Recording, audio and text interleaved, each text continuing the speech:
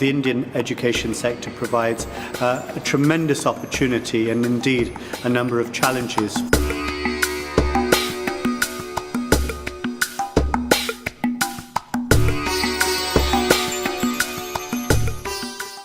The education sector in India is an extremely large market, roughly about 600 million people in India in the age group of 0 to 30 years.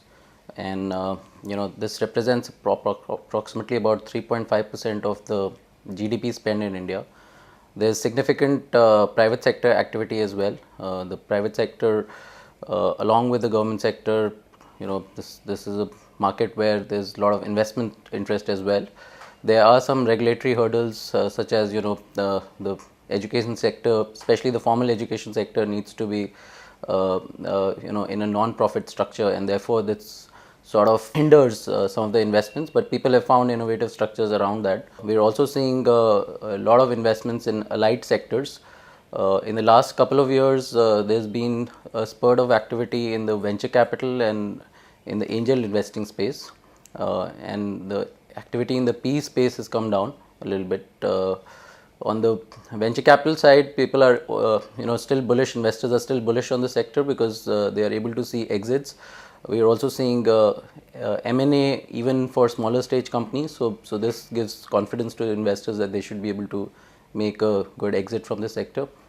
On the social side, particularly on the affordable education side, there is again a massive market. A lot of activity currently done on by the government. So there's a lot of government schools, but there's issues with quality of education and just teacher attendance and outcomes.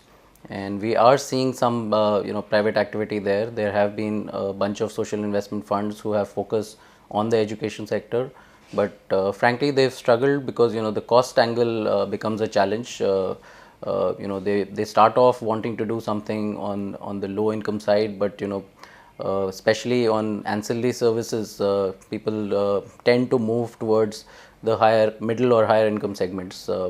Also, the other challenge is just the cost of infrastructure.